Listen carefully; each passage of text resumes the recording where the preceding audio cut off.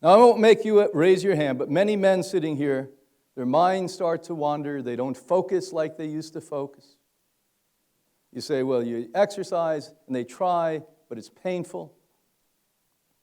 And this all has to do with one hormone. Anyone wants to render what that is? Testosterone. We are lacking testosterone. Now let's go back to the normal state of affairs.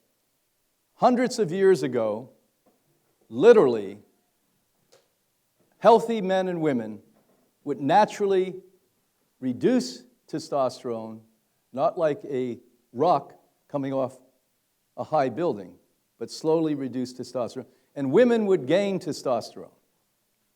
So nature literally made it so that we men were really in leadership positions in our youth. And as we became mature, the women took the leadership positions in many ways. And I used to think that couldn't be true.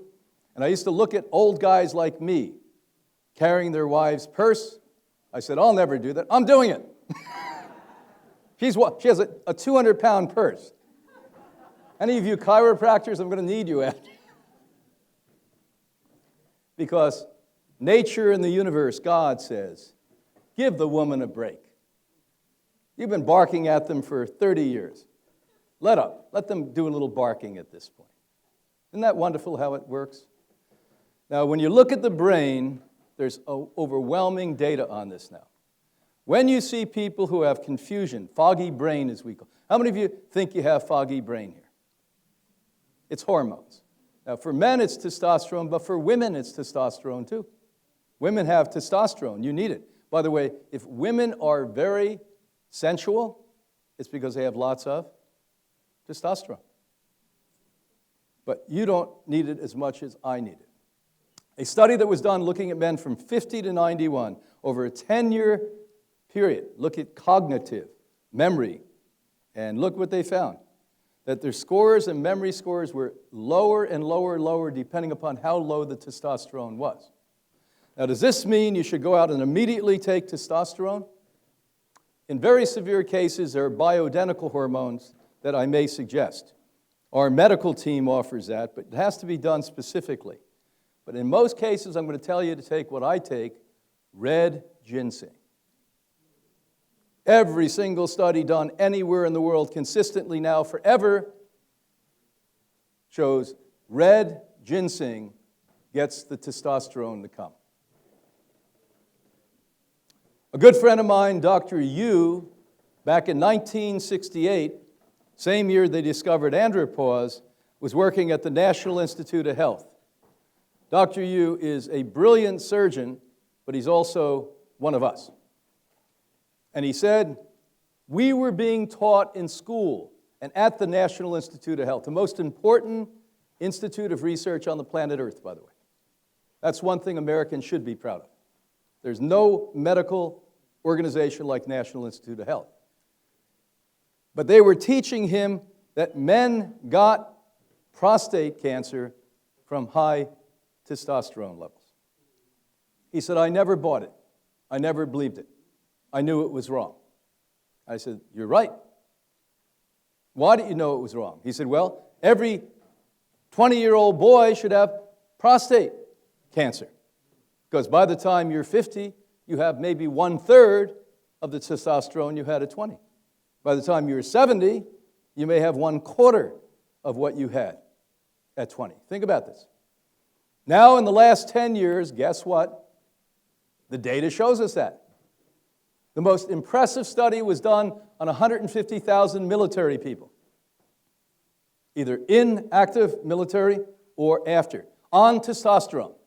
Now, this was no small study. When you take 150,000 people and look at them, you're not kidding around. And they found out there was no indication that even the use of testosterone created prostate cancers.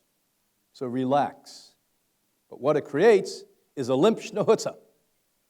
You didn't get that one, New York? Come on, catch up. In LA, they would have been laughing already. Must be on that Beyond Burger here or something. So this whole problem is causing a whole lot of strife. Imagine many of you sitting here were completely in control of your mind, completely on top of the game. You may have created businesses or worked in business and been a superstar. And now when the hormones go down and the estrogens come up, you start to feminize. You literally start to feminize. And this sense of who am I? Now at 50, 60, 70 years old, you're asking the question that you should be asking at 15.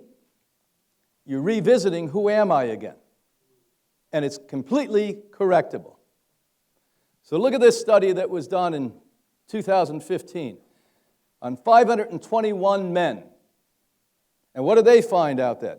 Among those men, symptoms of depression. Depression is directly linked with hormones.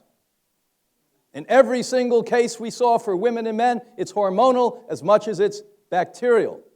And let me explain to you in a very simplified way that the number one cause, as my colleague and friend Dr. Cousins would tell you, as a psychiatrist, of depression and other more grievous forms of mental illness is bad bacteria counts in the intestinal tract. And why today do we have so many confused, depressed people? When I was a kid, that was an enigma. If somebody was confused and depressed, it was very, very rare. Today, every other person you know is on some form of antidepressant. Matter of fact, they give that stuff out like candy today. You have cancer, they give you antidepressants that destroy your very immune system.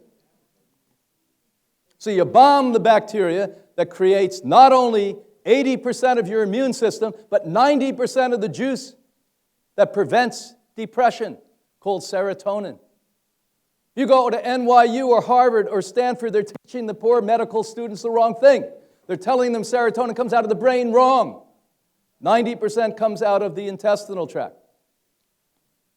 Now, how do hormones enter into this? For women, it's estrogen.